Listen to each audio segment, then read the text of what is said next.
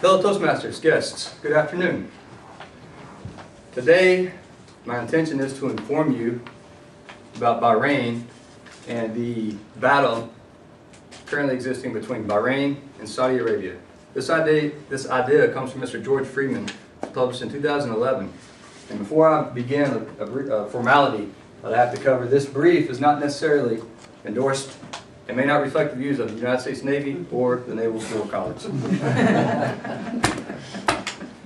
That was me this morning when I realized it was Friday and I was giving a speech today.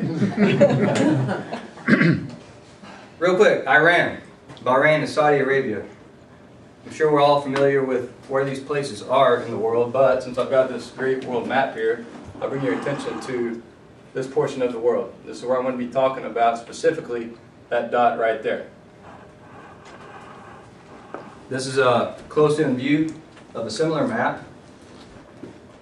This is Bahrain, a very small island nation just to the east of Saudi Arabia on the western edge of the Arabian Gulf, as we like to call it now.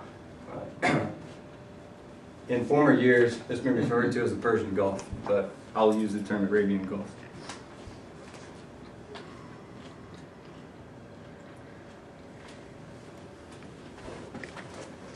Also, I'll be using this quad chart here, so you'll see me go through as the numbers and arrows will direct you to where I'm pointing.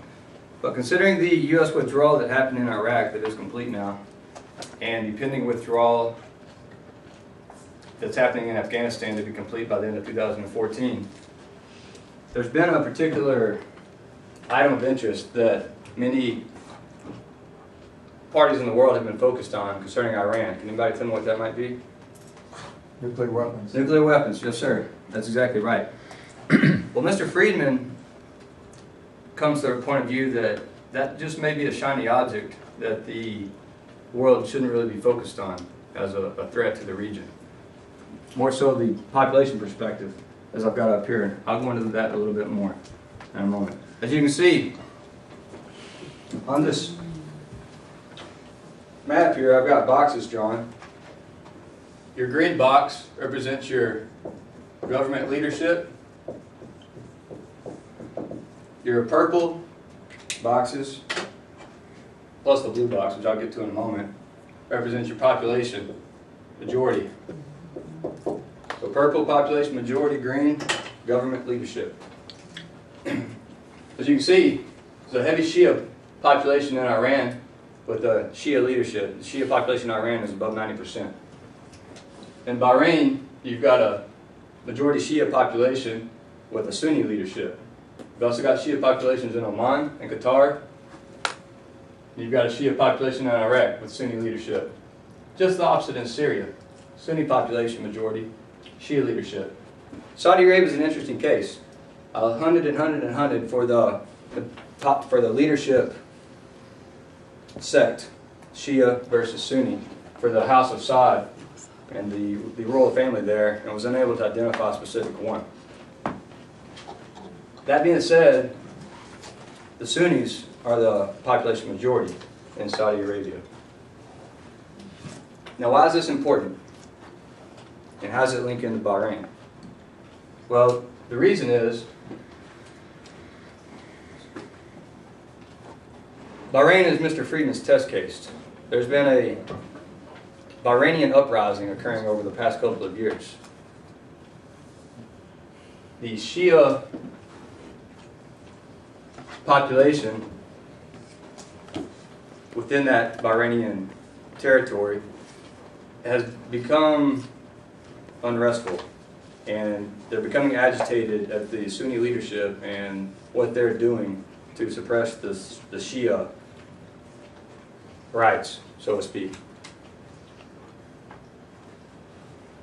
Saudi Arabia's link is Saudi Arabia has been able to keep tabs on these on these eastern countries' populations and keep their Sunni governments in power with the attention Saudi Arabia has provided.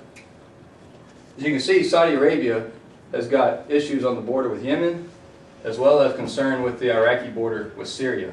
And this has focused Saudi Arabia's attention toward those areas and reduced it on these areas to their east.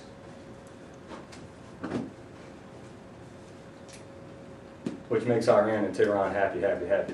All right. So, in theory, if Iran can continue to support the Shia uprisings throughout this region and throughout the entire region, and topple or overthrow their Sunni leadership, in addition to exploiting the cracks that exist within the House of Saud right now, because they don't know where they want to go or what they want to do. There's many different directions entities within the House of Saud want to take. Then Iran will be able to capitalize on this situation and become the major power in the region, all based on Bahrain falling.